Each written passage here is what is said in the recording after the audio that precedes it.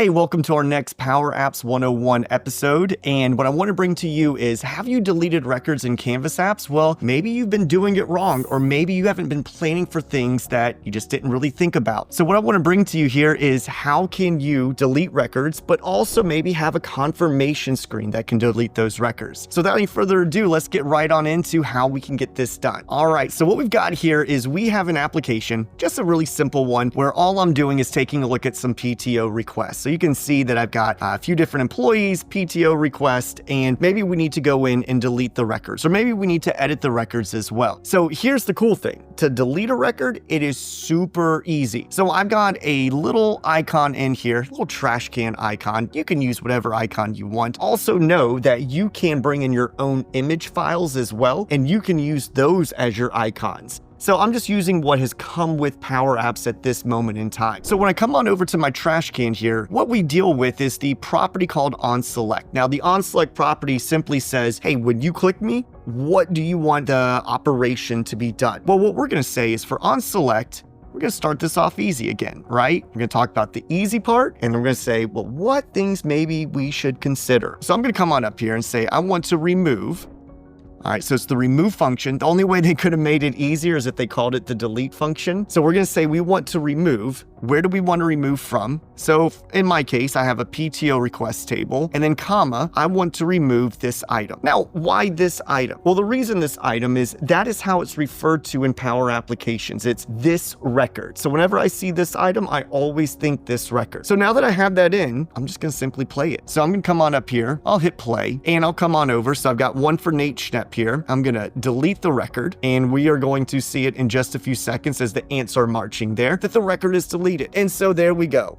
Video done. No, I'm kidding. Tutorial is not done here. That is your basic deletion idea. What we want to do is, well, what if you have a 7-year-old and you are making applications and you are testing them out on a mobile device, and your 7-year-old comes on over and grabs your phone because they want to watch a YouTube video or something, and they accidentally hit that delete icon. Well, that record is now removed. It is removed forever, not just from the app. It goes to your data source and it's gone forever. So how can we plan for those 7-year-olds? How can we plan for our employees, our users, that we want to give them a little confirmation? Are you sure you want to delete at this point? Well, let's learn how we do this. And we're going to start talking about some things called contextual variables. Let's see how it's done. So I'm going to close out of the preview here. So here is the whole big idea. When I click on the delete icon, I want a little pop-up screen to appear. And it's going to ask them, are you sure you want to delete? Yes, no, confirm, cancel, whatever that might be. But now we have some issues. When do we want this little pop-up screen to show up? Well, I only want it to show up when I click on my delete trash can icon here. Well, there's a few ways to build this out. I'm a former teacher, so I like to do it in what I think is the most simplistic way to do it. So let's try this. Let's build out the confirmation screen first, then we'll worry about the action items and we'll worry about the visibility. So what I like to do for these is I like to go to my screen and I like to insert a container. Now I'm gonna have to search for a container here, and I like to use the free-flowing container so there's no template involved. I get the most freedom with it. So I'm gonna click on a container. And I'm gonna rename this one so I can keep track of it. So I just did a double click right there. I'm gonna call this my CNT confirm delete.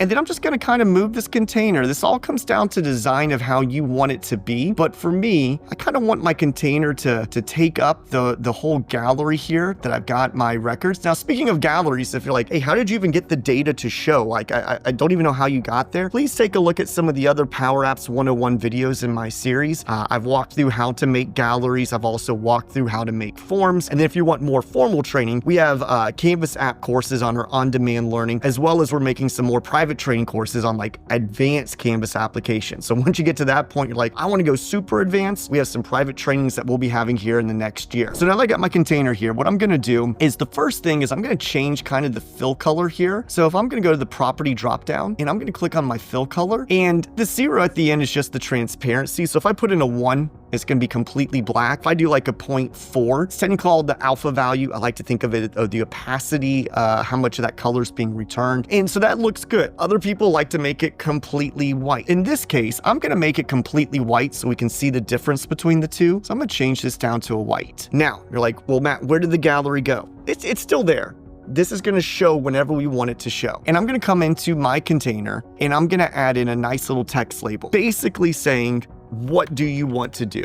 Are you wanting to delete the record, or oops, didn't mean to click on it? So I'm gonna put in a text label here. I always like using the no code property panel on the right-hand side because that is just the way you do it without having to write a formula. So I'd like to work hard, not harder, smarter. I like to work smarter and not harder. So I'm gonna put in here, are you sure you want to delete the record? All right, and then maybe I'll make the font, a little bit bigger here, make it look a little bit nicer, maybe like a 28 here, and I'll do a little bit of a semi-bold, maybe a little bit of centering, and then once I've got that, I'm just gonna kind of stretch that across here. Now, we can make it look picture perfect and pristine. You don't want to sit here and wait for that long, so just a simple little text label. Now that I have that, I'm gonna put in my 2 buttons. Yes, delete. No, don't delete. Confirm, cancel, whatever you want them to be. So up here at the top, I'm gonna go to my insert ribbon and I'm gonna put in a button. Now, I'm gonna rename this button so I can keep track. So I'm gonna call this BTN, confirm, delete, and I'll just bring this on over here. And I will just simply say a nice little text here, confirm, and then maybe like a green color. Usually when you're going with the yes, no idea, green kind of gets the point across. So I've got that. Now the next part is I'm gonna add in another button, and I could add in a brand new button from the insert ribbon, or I could copy and paste. You know what? Might as well do it easy. So I'm just gonna click on my button, do a Control-C, and then a Control-V. So now I've got a duplicated button that also says confirm, and I'm gonna rename this button. So I showed you how to rename your controls over here in the tree view. You can also do it over here in the nice properties panel. So I'm gonna say BTN, cancel delete. Now, do you have to rename it? No, but I think it's beneficial. So I'm gonna change that text over here from confirm to cancel, and then I'm gonna change the background color maybe to a nice little red here. All right, now again, you can make it look as pretty as you want to. We're going all about the functionality. So here's the problem. This container is always going to show. Well, we don't want it to show when the user just opens up the application. Or if the user was on another screen and they come back to this screen, we don't want this container to show. We only want it to show when they click on that trash can. So here's what we're gonna do. We're gonna use a variable that's going to control. This variable is gonna be set to true or falses, and then based on that condition of true or false, it's going to show the container. Now, what we do to do that is we use a contextual variable. So up here on our screen main control, there's a property on every single screen called the OnVisible property. And the OnVisible simply says, hey, when this screen becomes visible, I want you to run some code. So what I want it to do is declare a variable and give it a value. And the way that we do that is with a formula called UpdateContext. So we say UpdateContext, we do a open parentheses, and then a curly brace, or as I like to call it, a fancy bracket when I was a math teacher. And then I give it a name. So I'm gonna call it something like var show confirm screen.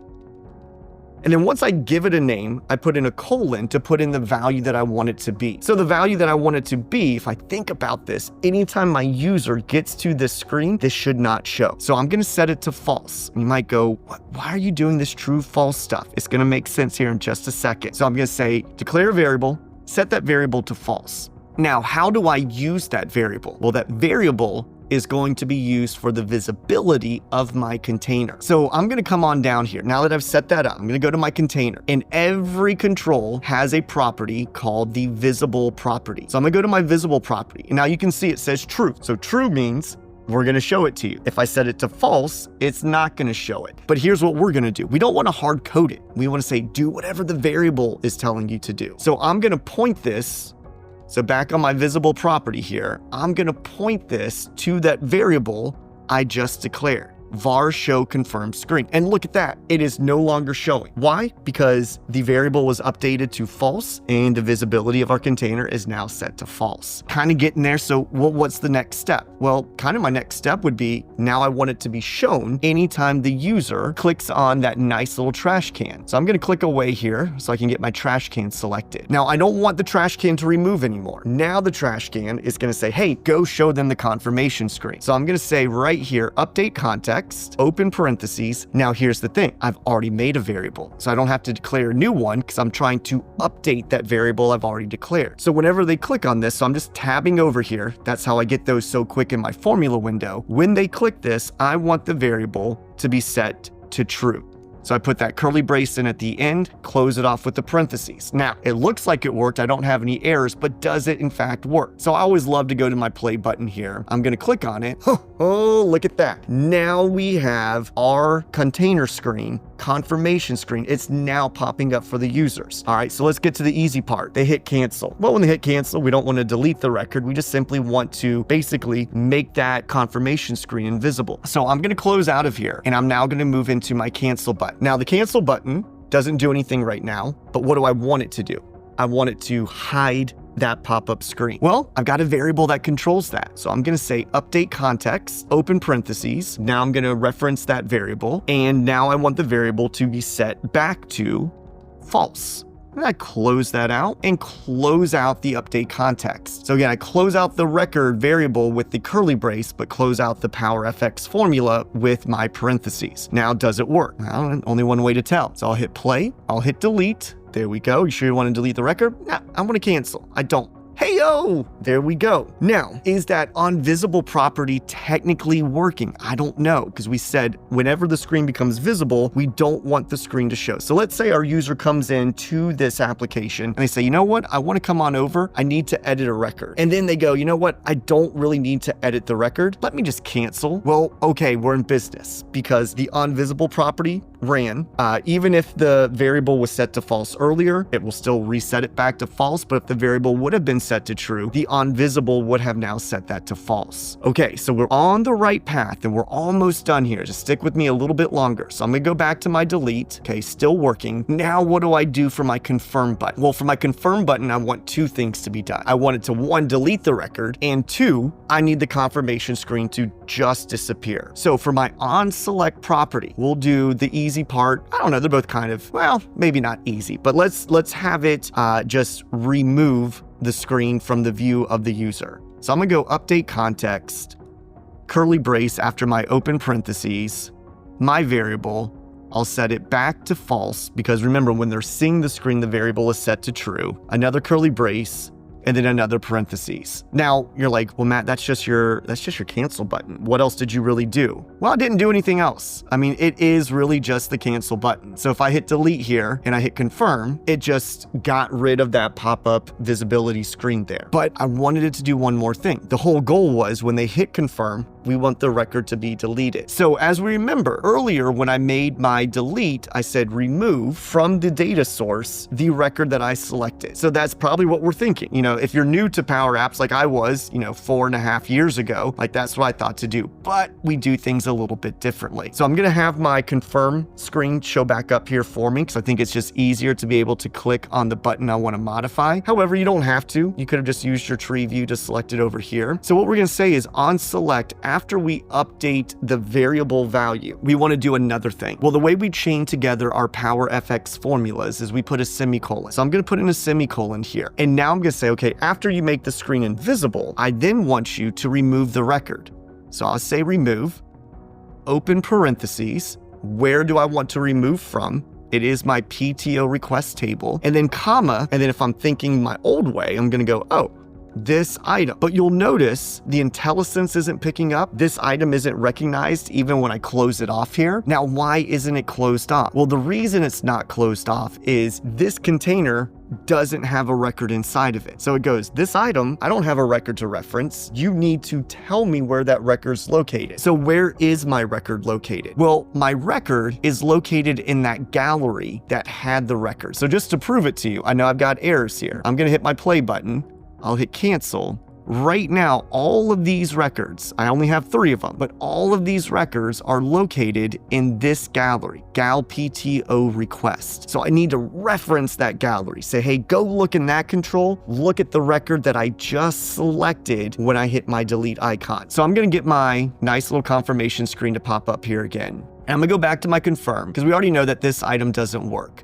So now I'm gonna say, hey, go look, remove from the request table, go look at that gallery of, I've got my caps on here. So go look at gal PTO request dot, look at the selected record. So that's basically saying what record was selected before anything else has really happened here, before that pop-up screen showed to us. All right, so I'm gonna come on over, I've added that in now, and I'm gonna hit play, and I'm gonna hit cancel.